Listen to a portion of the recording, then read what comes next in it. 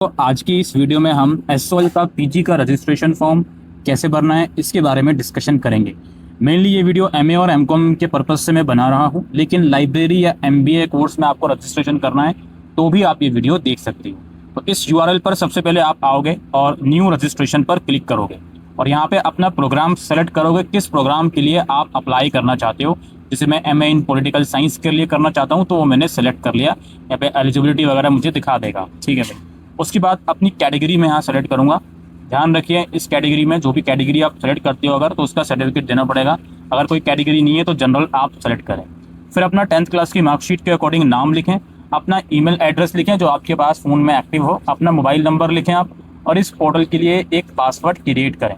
Password create करें और ये जो मैथमेटिकल एक्सप्रेशन है जैसे 27 + 8 35 वो लिखकर आप रजिस्टर बटन पर क्लिक करें। जैसे ही आप रजिस्टर करोगे तो एक पॉपअप शो होगा कि आपके ईमेल पर और मोबाइल नंबर पर ओटीपी आया है।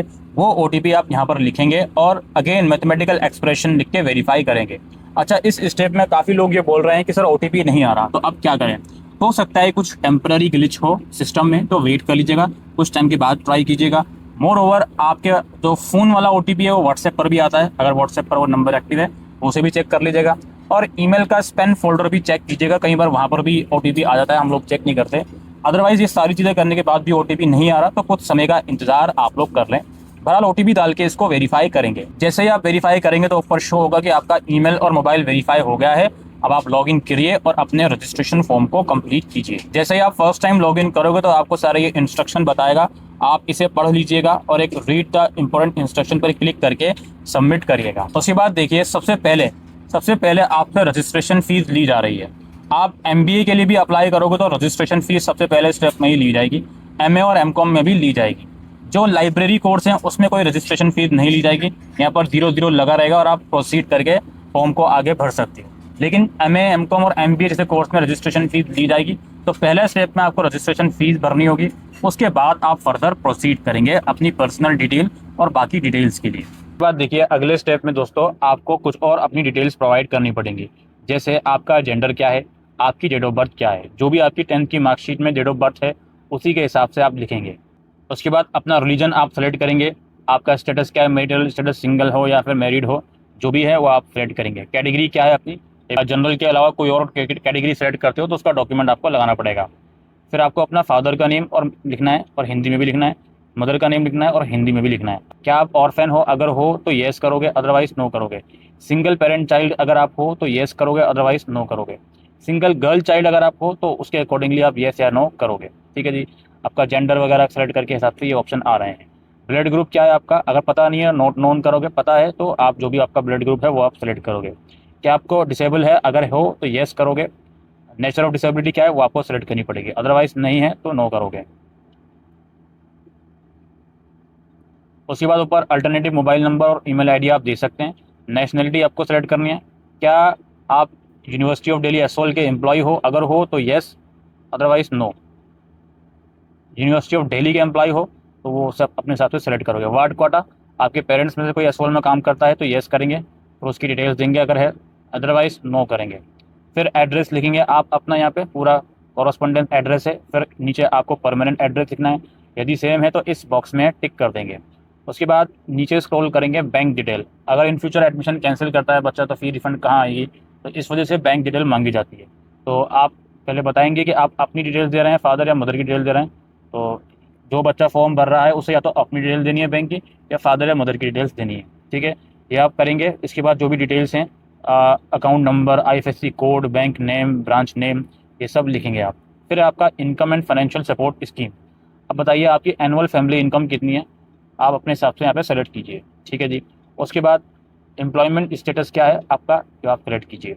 आर्म फोर्स में आते हो आप या नहीं। उसके बाद ward of arm force quota है या नहीं। फाइनेंशियल सपोर्ट स्कीम आपको चाहिए, हाँ जी चाहिए, ठीक है जी। फाइनेंशियल सपोर्ट स्कीम की कैटेगरी क्या है आपकी। एसओएल में 2 कैटेगरी में होते हैं। कैटेगरी जो 4 लाख से 1 लाख के बीच होती है और 4 लाख से 8 लाख दूसरी कैटेगरी होती है। क्या आप पॉवर्टी से बिलोंग करते हो, ये अपने आप ही नो हुआ है कि इनकम का हिसाब होता होगा कुछ, ठीक है।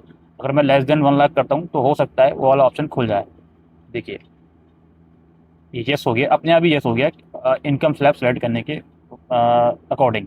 तो आपकी जेन्युइन में इनकम 1 लाख से कम है, लेकिन आपके पास बीपीएल का प्रूफ नहीं है, तो भाई यहाँ पे इनकम बढ़ा दीजिएगा, कोई दिक्कत नहीं है, इससे दिक्कत नहीं आएगी। आप फाइनेंशियल सपोर्ट स्कीम के लिए भी अप्लाई करना चाहते हो तो कर सकते हो, कोई उसमें प्रॉब्लम वाली बात नहीं है, ठीक है। अच्छा, याद रखिएगा यहाँ पे शायद फाइनेंशियल सपोर्ट स्कीम के लिए अप्लाई करोगे तो इनकम सर्टिफिकेट फॉर्म के अंदर मांगा जा सकता है, तो उस हिसाब से देख लीजिएगा। कंप्यूटर नॉलेज है, इंटरनेट का यूज़ करते हैं हम, घर में कंप्यूटर टैबलेट है, ये सारी डिटेल्स हो गई। इसके बाद इसको हम नेक्स्ट करेंगे के बाद आपको प्रीव्यू दिखाएगा, जो भी डिटेल आपने इस वाले स्टेप में भरी हैं आप एडिट भी कर सकते हो, अदरवाइज आप नेक्स्ट करेंगे। उसके बाद academic bank of credit account की डिटेल्स आपसे मांगी जा रही हैं। अब इसमें आपको अपनी यहाँ पे ABC ID भरनी है, अगर आपने बना रखी है तो वही वाली भरनी है, अभी तक कहीं पर भी नहीं बनाई तो नहीं बनानी पड़ेगी। ABC ID एक ही बार बनती है, चाहे कहीं पे भी आप पढ़ रहे हो, वही ID ट्रांसफ़र होती है दूसरी यूनिवर्सिटी में भी, तो ध्यान रखिएगा। तो ABC ID यहाँ पे आप लिख लीजिए, नहीं बनाई तो आधार कार्ड और डिजी लॉकर की मदद से बना लीजिएगा। फिर नीचे आपको DEB ID लिखनी है यहाँ पे, ठीक है। DEB ID लिखने के बाद यहाँ पे डेट ऑफ बर्थ आपको लिखनी है, यूज़र मैनुअल टू, अब ये अब यूज़र मैनुअल है कि DEB ID किस तरह से बनती है, वो आप यहाँ पे देख लीजिएगा और इसको सबमिट कर लीजिएगा। जब भी आप अपनी ABC ID और DEB ID डिटेल्स डाल के प्रोसीड करोगे तो यहाँ पर शो करता है कि जो डिटेल्स आपने भरी हैं वो आपके एप्लीकेशन फॉर्म से मैच होनी चाहिए, 10th की मार्कशीट से, क्योंकि एप्लीकेशन फॉर्म 10th की मार्कशीट से ही आपने भरा हुआ है। अगर वो मैच नहीं होती तो जो आपकी 10th की मार्कशीट या एप्लीकेशन फॉर्म की डिटेल्स हैं उसी को हम कंसिडर करेंगे। अगर कंप्लीटली मिसमैच है चीज़ें तो फॉर्म रिजेक्ट भी हो सकता है, कंप्लीटली मिसमैच है, अगर थोड़ा बहुत फ़र्क है तो फॉर्म रिजेक्ट नहीं होगा, ठीक है। तो ये यहाँ पे ये लोग एडवाइजरी दे रहे हैं, हम एडिट कर सकते हो अगर गलत डाल दिए, अदरवाइज नेक्स्ट करेंगे। अब अगला स्टेप में क्या है जी, total duration of graduation programme. इसमें क्या है भाई, आपका प्रोग्राम कितने साल वाला है ये पूछ रहे हैं, सिंपल सी बात है जी। 4 साल वाला तो 4 सेलेक्ट करेंगे, 3 वाला है तो 3 करेंगे हम 4। इसके बाद क्या है, university of Delhi registration detail if applicable. अब इसमें क्या है भाई, इसमें अगर आपने ग्रेजुएशन DU से करी है, आज नहीं पिछले साल करी है, इस साल नहीं पिछले साल करी है, तो आप इसको येस करोगे, कुछ भी हो जाए। येस करने के बाद यहाँ पे अपना इनरोलमेंट नंबर लिखोगे, आप किस डिपार्टमेंट में थे वो लिखोगे, किस प्रोग्राम में रजिस्टर्ड थे वो लिखोगे, और आपने उस प्रोग्राम में एडमिशन कब लिया था वो आप सेलेक्ट करेंगे। इसके बाद क्या है, previously complete academic programme, last qualification जो आपका प्रोग्राम है वो उसका पासिंग ईयर क्या है, 26 है, ठीक है भाई 26 है। लास्ट एग्जाम पास, नाम लिखेंगे कोर्स का, कौन सा एग्जाम आपने पास आउट किया, रोल नंबर लिखेंगे और यूनिवर्सिटी का नाम लिखेंगे। उसके बाद क्वालिफिकेशन डिटेल्स हैं, 10th क्लास कब आपने पास आउट करी वो आप सेलेक्ट करेंगे, 10th क्लास के स्कूल का नाम लिखेंगे, बोर्ड का नाम लिखेंगे, डिवीज़न सेलेक्ट करेंगे, लिखनी है सेलेक्ट करनी है सॉरी, क्लास 10th की परसेंटेज लिखेंगे, अगर CGPA मोड तो परसेंटेज में कन्वर्ट करके लिखेंगे। सब्जेक्ट नेम 10th क्लास, अच्छा यहाँ पे सेलेक्ट करना है, लिखना है 10th क्लास के 1 2 3 4 5 6, यहाँ पे जो भी सब्जेक्ट्स हैं आप यहाँ पे सेलेक्ट करेंगे अपने 10th क्लास के, ठीक है, लिखेंगे सॉरी। फिर क्लास 12 की डिटेल देंगे सेम इसी तरीके से, स्कूल का नाम, बोर्ड का नाम, डिवीज़न वगैरह, क्लास 12 की परसेंटेज आप लेंगे, फिर क्लास 12 के जो सब्जेक्ट्स वगैरह हैं वो आ जाएंगे। इसके बाद आएगा qualification details, graduation, please mention the specific subject और area of focus in your graduation, no need to list all subject. अच्छा जी, पहले ये लोग बोल रहे हैं कि क्वालिफाइंग स्टेटस क्या है, आप पहले वो आप सेलेक्ट करेंगे, पास है जी पास करेंगे, अपेयरिंग है तो अपेयरिंग करेंगे, ग्रेजुएशन ईयर ऑफ पासिंग 26 है भाई, ठीक है। नेम ऑफ द यूनिवर्सिटी कहाँ से करिए वो आप सेलेक्ट करेंगे। अब क्या है भाई, ऑनर्स या मेजर इन ग्रेजुएशन स्पेशलाइजेशन, तो अगर आप किसी स्पेसिफिक सब्जेक्ट में ऑनर्स या ग्रेजुएशन कर रहे हैं तो उसका नाम यहाँ लिखेंगे। मे बी ये 4 ईयर में ऊपर सेलेक्ट करके आया हूँ तो इस वजह से ये ऑप्शन पूछा जा रहा हो, तो वह अपने हिसाब से देख लीजिएगा। फिर डिवीज़न आप लिखेंगे, आपके कॉलेज और इंस्टीट्यूट का नाम, SOL से करिए तो SOL लिखेंगे। डिवीज़न चूँकि कोड अगर जिससे कंप्लीट ना हो तो उससे डिवीज़न शायद नहीं मांगी जाए, और हमने अपेयरिंग डाली है, उसके बावजूद भी डिवीज़न मांगा जा रहा है, तो आपका सेमेस्टर 5 तक का रिजल्ट है उसके बेसिस पर डिवीज़न पता चल ही जाती है, तो वो आप यहाँ पे लिख देंगे। ग्रेजुएशन का नाम क्या है वो आप लिखेंगे। Percentage in graduation for candidate जिनका स्टेटस अपेयरिंग में है तो वो लास्ट एग्जाम तक की जो एवरेज परसेंटेज है वो डालेंगे, यानी कि सेमेस्टर 5 तक की, सिंपल सी बात है। DU से कर रहे हो तो CGPA को 10 से मल्टीपल करो, परसेंटेज आ जाएगी, हर सेमेस्टर की परसेंटेज निकाल लो और उसका एवरेज कर लो 5 सेमेस्टर का, वो आप यहाँ पे लिख दो, सिंपल सी बात है। जो भी परसेंटेज वाला सेक्शन है उसमें डेसिमल के बाद 2 डिजिट जरूर लिखें, अगर 0 है तो 00 लिखें।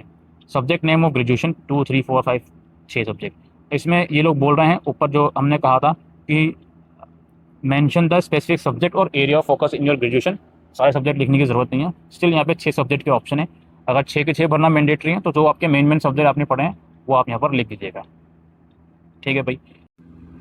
उसके बाद यहाँ पर देखिए, चूँकि हम MA या MCOM जैसे कोर्सेज़ के लिए अगर अप्लाई करेंगे तो उसमें CUET के आधार पर भी एडमिशन होते हैं और ग्रेजुएशन के मार्क्स के आधार पर। तो यहाँ पे आपसे पूछा जा रहा है कि क्या आपने CUET का एंट्रेंस टेस्ट दिया है, अगर आपने दिया है तो आप इसको येस करेंगे, उसके बाद यहाँ पे आप सेलेक्ट करेंगे कि कौन सा एंट्रेंस दिया है आपने। जो भी एसओएल में जो भी एंट्रेंस एप्लीकेबल है उसका ऑप्शन यहाँ पर आएगा, जो भी आपने दिया होगा अगर तो उससे आप सेलेक्ट कर लेंगे, और जो भी आपके स्कोर आया है 300 में से CUET पीजी के अंदर, वो स्कोर आप यहाँ पर लिख देंगे। और उसके बाद फिर नीचे है, अगर आप MLISC के लिए अप्लाई कर रहे हो तो यहाँ पर आप BLISC की डिटेल्स वगैरह दे देंगे, पीजी क्वालिफिकेशन वगैरह की, जो आप यहाँ पे दे सकते हैं। ठीक है, और उसके बाद फिर यहाँ पे आप उसके सब्जेक्ट्स वगैरह लिखें जैसे आपने ऊपर लिखे हैं, फिर इसको आप नेक्स्ट करेंगे। अच्छा, नेक्स्ट करने से पहले एक बात यहाँ पे मैं बता दूँ, जो भी बच्चा CUET को इनेबल कर रहा है उसको डॉक्यूमेंट वाले स्टेप में याद रखिएगा, CUET का स्कोर कार्ड अगर उसका है तो वो लगा दीजिएगा, अदर के सेक्शन में लगा दीजिएगा। अगर CUET का स्कोर कार्ड स्पेसिफिकली पूछा नहीं गया तो अदर के सेक्शन में लगा दीजिएगा। ठीक है, तो ये वाला स्टेप केयरफुली भरिएगा। उसके बाद इन डिटेल्स को चेक कर लेना, एडिट करना है तो एडिट कर लेना। उसके बाद क्या है भाई, प्रोग्राम सिलेक्शन। प्रोग्राम तो ऑलरेडी सिलेक्टेड रहेगा हमारा, लैंग्वेज इंग्लिश ही यहाँ पे रहेगा, रीजनल सेंटर नॉर्थ ही है, तो इसमें अगर कोई चेंजेस आपके प्रोग्राम के अकॉर्डिंग हो सकते हैं तो कर लीजिएगा, अदरवाइज नेक्स्ट कीजिएगा। हम देख लेते हैं, इसको नेक्स्ट करके देखते हैं। नेक्स्ट करने के बाद कोर्स डिटेल यहाँ पे दिखा रहा है, कोर्स डिटेल आप देख सकते हो, यानी कि जो भी आपने प्रोग्राम में एडमिशन लिया उसके सब्जेक्ट सबमिट करेंगे इसको हम एक बार। कोर्स तो सबके सिमिलर होते हैं। अच्छा, ये अपलोडिंग वाला सेक्शन आ गया, यहाँ पे हमें पासपोर्ट साइज़ फ़ोटोग्राफ लगाने हैं 200 KB तक का। उसके बाद सिग्नेचर लगाना है, father mother and candidate name in Hindi hand written on white paper. Okay, एक वाइट पेपर लीजिए अपना फादर का और मदर का, जो लाइन से लिखिए, पहले फादर का, फिर उसके नीचे मदर का, फिर उसके नीचे आपका खुद का नाम हिंदी में प्रॉपरली लिखिएगा। ठीक है, ब्लैक पेन से या ब्लू पेन से उस पेपर का स्क्रीनशॉट या PDF बना के यहाँ लगा दीजिएगा। 10th क्लास की मार्कशीट लगानी है, 12th क्लास की लगानी है, ग्रेजुएशन की मार्कशीट लगानी है। अब जो बच्चा अपीयरिंग डाल कर आया है वो यहाँ पे सेमेस्टर 5 तक की मार्कशीट लगाए, कोई दिक्कत वाली बात नहीं है। इसके बाद क्या है, डिग्री या प्रोविजनल सर्टिफिकेट। अगेन ये ऑप्शन भी शायद ज़रूरी नहीं है, इसके आगे रेड मार्क नहीं है, तो इसके बिना भी शायद काम हो जाना चाहिए। फिर भी अगर आपसे ये डॉक्यूमेंट मैंडेटरी मांगे तो आप मार्कशीट ही फिर से इसके जगह लगा दीजिएगा, क्योंकि हमारा अभी कंप्लीट ही नहीं हुआ तो प्रोविजनल या डिग्री कैसे लाएंगे। जिनका कंप्लीट हो चुका है पिछले साल तो वो प्रोविजनल सर्टिफिकेट लगा सकते हैं, या डिग्री है तो वो लगा सकते हैं। बैंक पासबुक, जो भी बैंक की डिटेल आपने फॉर्म में दी है उसकी पासबुक का फर्स्ट पेज या फिर उसका कैंसिल चेक यहाँ पे आपको लगाना पड़ेगा। एड्रेस प्रूफ में आधार कार्ड लगा सकते हैं आप, वोटर ID या पासपोर्ट ये लगा सकते हैं कैंडिडेट के नाम का। ठीक है, कैंडिडेट के ID प्रूफ में भी अगेन आधार कार्ड वगैरह आप लगा सकते हैं। अदर डॉक्यूमेंट ब्लैंक छोड़ देंगे, कुछ नहीं चाहिए यहाँ पे। इसको करने के बाद नेक्स्ट करेंगे। अपलोड करने के बाद आप सबमिट करोगे तो उसके बाद प्रीव्यू दिखाएगा आपको, ये पूरे फॉर्म का प्रीव्यू दिखाएगा कि आपने अभी तक क्या क्या डिटेल्स भरी हैं। जब आप स्क्रॉल करोगे तो यहाँ पे सेल्फ डिक्लेरेशन आएगा, इसमें बताया जाएगा कि जो भी डिटेल मैंने भरी हैं वो एकदम ठीक है। और यहाँ पे एक अंडरटेकिंग बताया जा रहा है कि I having been permitted to be provisionally admitted. मैंने प्रोविजनली मैं एडमिशन ले रहा हूँ, अगर मैं अपीयरिंग कैंडिडेट में अप्लाई कर रहा हूँ तो बाद में जो भी डॉक्यूमेंट आएंगे वो प्रोवाइड कर दूँगा। इसके बाद प्रोसीड फॉर पेमेंट का ऑप्शन आएगा, इस पर आप क्लिक करेंगे। फीस टू बी पेड 13,770 रुपये आपको पे करने होंगे। कि आपकी एप्लीकेशन जो है अंडर वेरिफिकेशन है, जब भी वेरीफाइड हो जाएगी तो आपको बताया जाएगा और फिर आपको पेमेंट कर देना होगा। ठीक है जी, ये प्रोसेस है पीजी का एडमिशन फॉर्म भरने का। बाकी चूँकि मैंने कहा लाइब्रेरी कोर्सेज में कोई एंट्रेंस मेरिट नहीं होता, इसलिए डायरेक्टली फ़ीस ली जाएगी आपसे। इसके अलावा जो MBA जैसे कोर्सेज हैं या MA MCOM जैसे कोर्सेज हैं उसमें रजिस्ट्रेशन फ़ीस पहले स्टेप में ली जा रही है। उसके बाद जैसे जैसे चीज़ें आपसे बताई जाएँ भर दीजिएगा, आखिरी में फाइनल सबमिट कर दीजिएगा, वहाँ पे वो फॉर्म सबमिट हो जाएगा। डायरेक्टली एडमिशन फ़ीस वहाँ पे नहीं भरनी होगी। ठीक है दोस्तों, तो ये डिटेल प्रोसेस है दोस्तों DOSOL के पीजी के एडमिशन फॉर्म को भरने का। मैं उम्मीद करता हूँ ये वीडियो आपको यूज़